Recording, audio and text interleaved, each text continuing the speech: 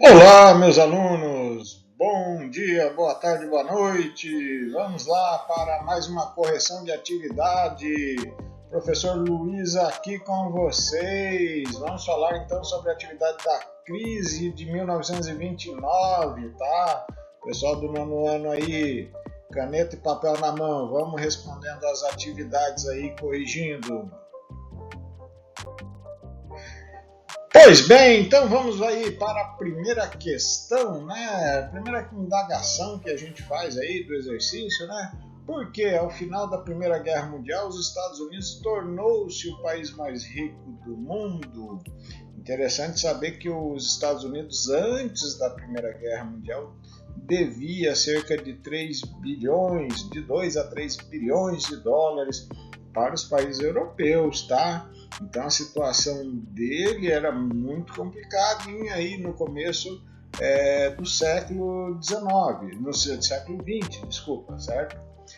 Aí nos idos final de 1800, início de 1900, os Estados Unidos, na verdade, devia dinheiro aos países europeus. E isso vai mudar, tá?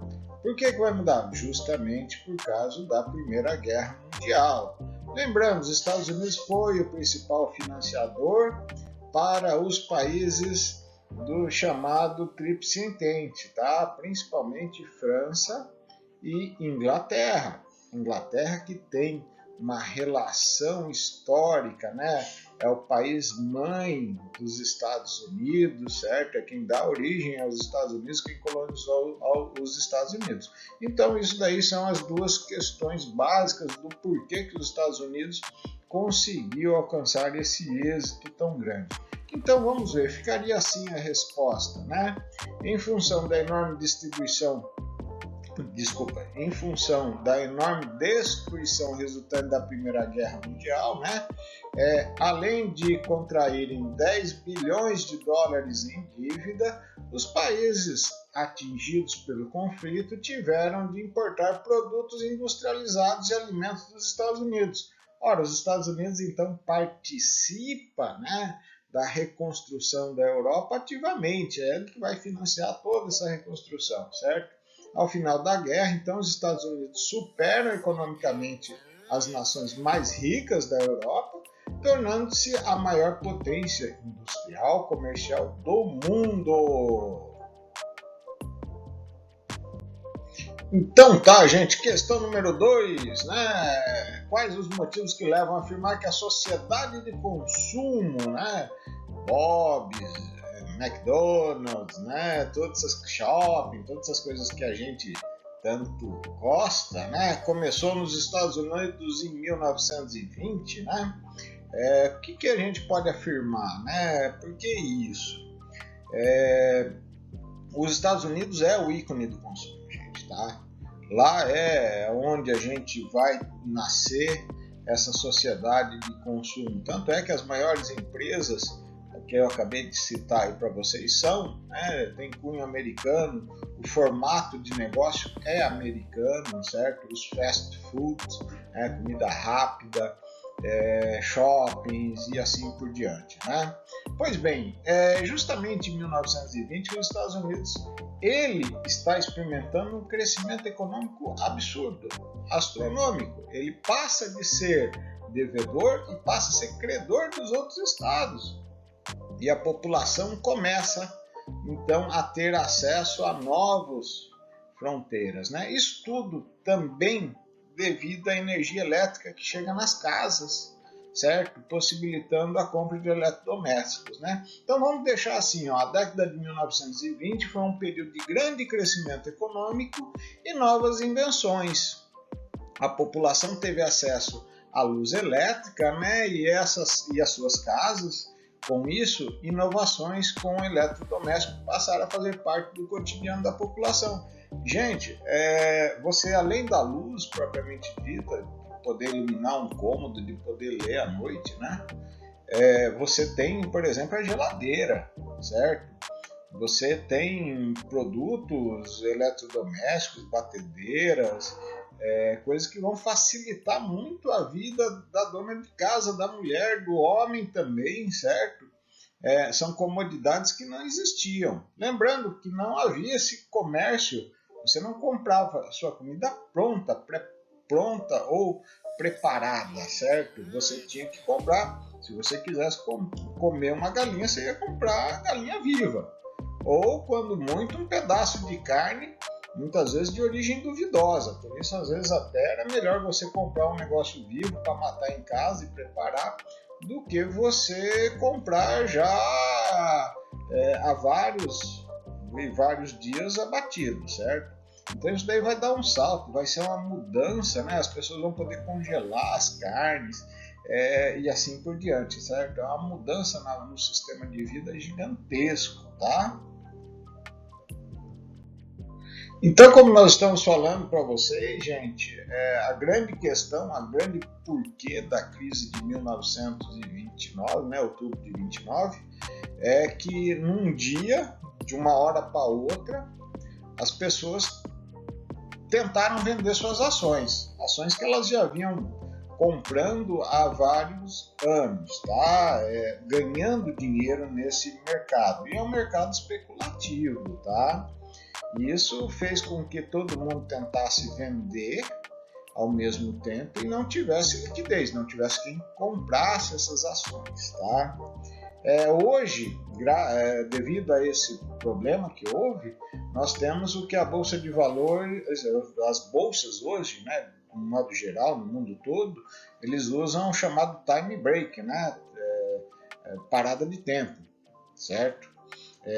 O que acontece? Quando começa a haver uma desvalorização muito forte, a própria bolsa para o sistema e fica aí algum tempo sem voltar ao mercado, tá? Isso foi utilizado agora, esse ano, na crise do Covid, quando começaram a ter as primeiras especulações, o pessoal querendo vender, e isso voltou a ser acionado. Esse mecanismo foi inventado, então, aí na Bolsa de Valores em 1929 para evitar esse tipo de desastre. Então, ficaria assim a resposta, tá?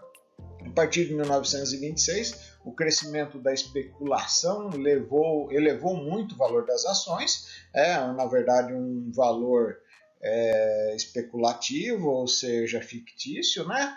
Quando os investidores desconfiaram que as ações não estavam valendo, todo mundo tentou vender ao mesmo tempo, provocando uma queda vertiginosa dos seus preços, né? Ninguém queria para nada, não servia mais para nada aqueles papéis. Isso resultou na quebra da Bolsa de Nova York, a Bolsa de Valores de Nova York, levando a milhares de pessoas à falência, ou seja, as pessoas ficaram sem dinheiro, dinheiro virou fumaça, literalmente. Bom, gente, e se 1920, a década de 1920 foi muito virtuosa para os Estados Unidos, para a economia estadunidense, né, dos Estados Unidos da América, a década seguinte foi horrível, certo? Foi o chamado período da Grande Depressão, certo? 1930, então os anos de 30 foram horríveis para a sociedade dos Estados Unidos. Vários bancos vão fechar, vão falir, a economia, empresas, as terras serão leiloadas para os devedores que são banqueiros, para tentar salvar a dívida, as pessoas não compram mais e isso vira então um círculo sem fim, certo? Onde parece não haver saída, tá? Então vamos deixar da seguinte forma: com a Grande Depressão, milhares de empresas como indústrias, bancos e estabelecimentos comerciais faliram. O desemprego chegou a 25% da população economicamente ativa, os preços dos produtos agrícolas desabaram, certo? Não tinha quem comprava, e sem poder pagar suas dívidas, milhares de fazendeiros perderam suas terras para os bancos, tá? Então, a situação é extremamente calamitosa.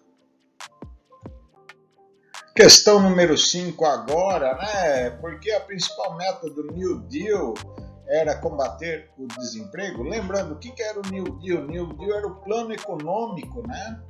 Que o Roosevelt, ele então coloca em prática ao ser eleito em 1932. Lembrando que ele contraria os princípios do liberalismo econômico, que deveria o próprio sistema econômico, a própria economia se ajeitar sem interferência do governo. Pelo contrário, né? Então, o New Deal é uma interferência direta do Estado, do governo, na economia capitalista, tá? Então vamos deixar assim, para Roosevelt a Grande Depressão seria superada com a enorme ampliação de empregos aos trabalhadores. Óbvio, né, gente? Se não tiver quem trabalhe ganhando, não vai ter consumo, né? O que levaria à retomada do consumo e da produção e ao reestabelecimento da lucratividade das empresas. Ora, as empresas precisam de gente comprando para ter lucro, tá? Para isso, então, o governo investiu em obras públicas, contratando empresas que, em sua vez, forneciam emprego para milhares de pessoas que estavam desempregadas. Gente, isso foi, né? Abriram estradas, construção de parques, fizeram a represa Hoover, tem vários exemplos. Um detalhe, uma curiosidade, normalmente o cara ia trabalhar, muitas vezes ele era de outro estado, então ele ia para essas grandes obras e 70% do salário dele ia para a família no estado de origem. Ele ficava só com 30% para poder gastar ali no canteiro de obra, tá? Então, assim, é um negócio até muito bem organizado, não é da forma simplesmente de dar o dinheiro, mas a pessoa, segundo o New Deal, né, segundo o plano do New Deal, então ela ficaria restrita a essa situação. Bom, gente, questão número 6, né? Além do combate ao desemprego, quais as outras medidas que Roosevelt tomou para reanimar a economia estadunidense, né? O que ele fez mais? Obviamente não ficou só no emprego, né? Ele vai aí restabelecer o sistema bancário, certo? Ele vai financiar indiretamente por meio de subsídios à agricultura, que é a produção, a segurança alimentar, né? Fazer com que o homem do campo produza e não perca dinheiro, certo? Vai comprar, vai estabelecer empresas públicas, então são vários fatores, inclusive a lei seca vai ser extinta, né? A famosa lei seca, vai se poder vender novamente bebida alcoólica, tá? Imposto sobre grandes fortunas e assim por diante. Então vamos lá, colocar a respostinha aí, pega o caderninho e vamos anotar, gente. Entre outras medidas estão a regularização do sistema bancário e da Bolsa de Valores, subsídios para os agricultores para que produzissem na área plantada e assim aumentar o valor da produção agrária e pecuária. Fundação de uma empresa estatal para obras do Rio Tennessee, certo? Promulgação da legislação social e sindical que beneficiava os trabalhadores, criação de impostos sobre grandes fortunas e contratação de empresas para a construção de obras públicas, né? Então, foi a forma que eles acharam para o próprio governo financiar o crescimento econômico pós, então, a crise de 1929. Questão número 7, gente, está quase acabando, né? Então, relaciona as ideias de Frederick Taylor ao Fordismo. Lembrando que Taylor foi aquele que preconizou, né? Falava que o funcionário ele tinha que se especializar, ele tinha que saber fazer somente uma função, ele não precisaria participar de todo o processo, né? Então, o cara que ia fazer o carro, por exemplo, ele não precisaria saber montar o carro do começo ao fim, mas ele poderia, por exemplo, se especializar somente no motor ou somente nas portas, na lataria e assim por diante, tá? O Ford vendo isso, né, lembrando da fábrica do Ford, né, ele vai adaptar esse sistema, vai pegar esses empregados especialistas, cada um na sua função, e vai colocar uma esteira, certo? Essa esteira, então, vai transportar o veículo, certo? Para que as pessoas vão montando, cada setor especializado vai fazendo uma coisa, tá? E, gente, isso vai, assim, dar um boom na produção, né? Vai se conseguir fazer muito rápido esses carros, tá? Ah, professor, mas ficou só carro? Não. depois isso daí vai ser adaptado para as outras indústrias, tá? As indústrias então vão pegar esse modelo, essa forma de negócio, tá? E vão colocar em prática. Então vamos lá, colocando dessa forma, né? Para Taylor, os operários deveriam ser especializados em uma única atividade e não precisariam refletir sobre a produção, sendo mais vantajoso que ganhassem por peça produzida. Adepto ao Taylorismo, né, Ford implantou também em suas fábricas a linha de produção, dispondo os operários ao longo de esteiras rolantes, o que resultou em ganho de produtividade, aumento de lucros e barateamento dos automóveis que fabricavam. Beleza, conseguiu produzir muito mais. O problema é que a população ainda não tinha capacidade de consumo para absorver essa superprodução e que aí então acaba levando à crise de 29, tá, gente? Então tá, gente, questão número 8 aí é uma sequência praticamente da questão número 7, né? Qual a relação entre a concentração de renda na formação de empresas monopolistas com a crise de superprodução? Gente, é aquilo que a gente estava acabando de falar, né? As pessoas começam a produzir muito, essas empresas começam a ganhar dinheiro, porém não é tanta gente assim que consegue consumir. Os trabalhadores mesmo, eles não têm ganhos para isso, dificilmente eles vão conseguir, por exemplo, fazer um carro e comprar aquele carro, né? Então a situação econômica é muito limitada e isso vai levar à chamada crise da superprodução, tá? Vamos ver então aí a resposta. O liberalismo da época favoreceu a concentração de renda e o controle monopolista de preços e salários, beneficiando apenas os mais ricos e prejudicando os operários e agricultores que foram perdendo a capacidade de consumir mercadorias. O resultado é a crise de superprodução. As fábricas produziam mercadorias, mas não conseguiam vendê-las por falta de mercado consumidor, tá? Beleza, gente? Então vamos aí para a próxima questão. Então tá, gente, aí, prestando atenção na questão número 9, aí já fala sobre a Segunda Guerra Mundial, que nós ainda vamos falar sobre ela, né? E faz a seguinte questão, né? Uma frase que é falsa, né? A entrada dos Estados Unidos na Segunda Guerra Mundial agravou a depressão, a Grande Depressão, porque os gastos militares geraram inflação dos preços. Será que está correto? Obviamente não está, né? Então aqui que a gente tem que se ater, né?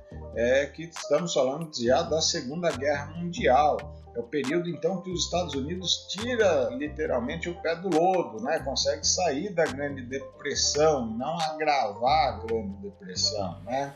E justamente esses gastos que houveram, esses gastos militares, essa indústria, essa máquina girando toda, né, acaba levando o consumo, né, e isso daí, esse consumo então acaba levando aos lucros, certo? Então vamos lá, como é que vai ficar essa resposta?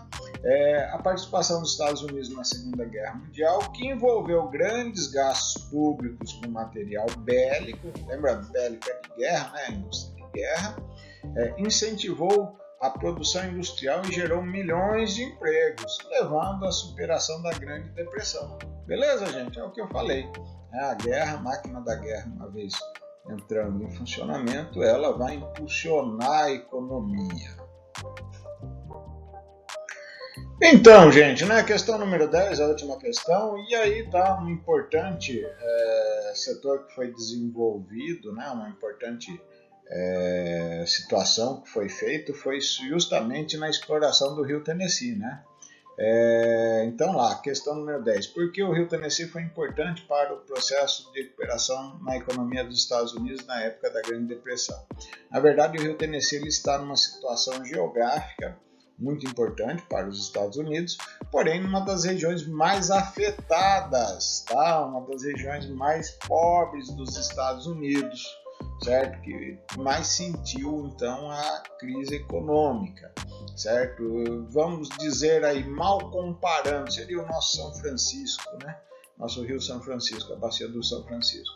E justamente ali que foi detectado onde se deveria fazer os grandes investimentos, tá? E justamente isso ajudou muito a desenvolver aquela região mais pobre dos Estados Unidos. Gente, nos Estados Unidos também existe pobre, tá, gente? Não vai achar que lá é a sétima maravilha do mundo, porque não é bem assim, tá? Então vamos lá, gente, como é que fica essa resposta, né?